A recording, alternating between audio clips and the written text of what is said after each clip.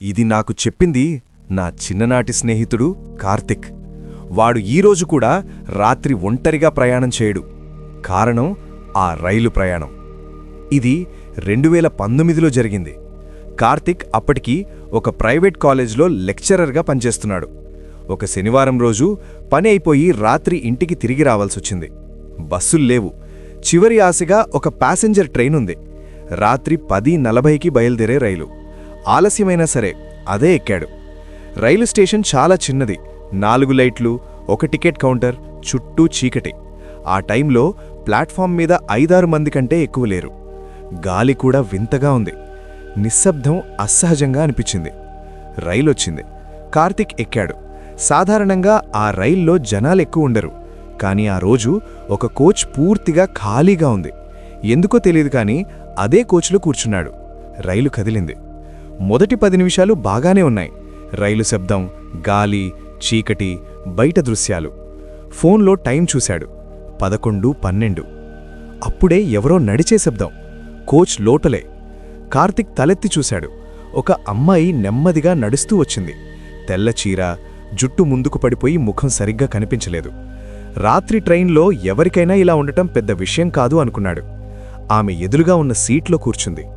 రైలు కదిలికతో ఆమె కాస్త ఊగింది. కాని ఆమె కళ్ళు మాత్రం కార్తిక్ వైపే ఉన్నాయి. నేరుగా చూస్తున్నట్టు అనిపించింది. కొద్దిసేపటి తర్వాత ఆమె మాట్లాడింది. "ఈ రైలు ఇక్కడ ఆగుతుందా?" అని. ఆ స్టేషన్ పేరు చెప్పింది. కార్తిక్ కాస్త ఆశ్చర్యపోయాడు. ఎందుకంటే ఆ స్టేషన్ ఈ రూట్లో 5 ఏళ్ల క్రితమే మూసేశారు. "అక్కడిప్పుడు స్టేషన్ లేదు" అన్నాడు. ఆమె నవ్వింది. చాలా నెమ్మదిగా. ఆ నవ్వులో ఆనందం లేదు. "ఉంది" అంది. కార్తిక్ గుండె కొంచెం వేగంగా కొట్టుకుంది. మాట మార్చడానికి ప్రయత్నించాడు. "మీరెక్కడ దిగాలి?" అని అడిగాడు. ఆమె సమాధానం ఇవ్వలేదు.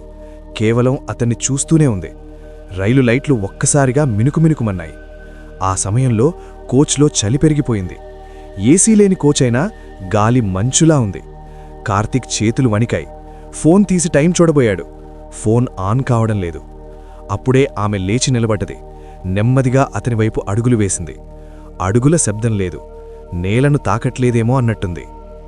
"నువ్వు నన్ను చూస్తున్నావు కదా?" అంది. ఆ గొంతు మనిషి గొంతులా లేదు. లోతుగా, ఖాళీగా ఉంది.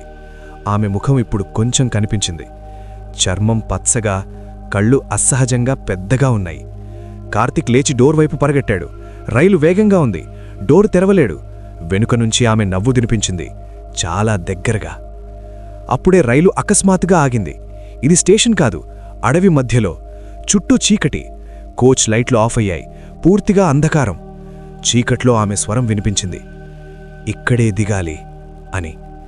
కార్తిక్ గట్టిగా కళ్ళు మూసుకుని దేవుడి పేరు జపించాడు. శరీరం మొత్తం చెమటతో తడిచిపోయింది. కొన్ని సెకండ్ల తర్వాత లైట్లు మళ్లీ వెలిగాయి. కోచ్లో ఎవరూ లేరు. ఆమె లేదు. రైలు మళ్లీ కదిలింది. కార్తిక్ నేలమీద కూర్చుని ఏడ్చాడు. స్టేషన్ వచ్చినప్పుడు ఏదోలా దిగిపోయాడు. ఇంటి దగ్గర పెద్దవాళ్లకు విషయం చెప్పాడు. వాళ్లు షాక్ అయ్యారు. ఆ స్టేషన్ పేరు విన్న వెంటనే ఒక పెద్దాయన చెప్పారు, ఆ అమ్మాయి 5 ఏళ్ల క్రితం అదే రైల్లో పడిపోయి చనిపోయింది. ఆ రోజునుంచి ఖాళీ కోచ్లో కనిపిస్తుందట. ఆమెను చూసిన వాళ్లు మళ్లీ ఆ రైలు ఎక్కలేదు. ఈరోజు కూడా కార్తిక్ రైలు శబ్దం విన్నప్పుడు వణికిపోతాడు. రాత్రి ప్రయాణం అనగానే అతని ముఖం మారిపోతుంది. ఇది కథ కాదు. రాత్రి ప్రయాణాల్లో ఖాళీ సీట్లు కనిపిస్తే ఒక్కసారి చుట్టూ చూడండి. ఎందుకంటే కొన్ని ప్రయాణాలు మనతో పాటే జరగవు.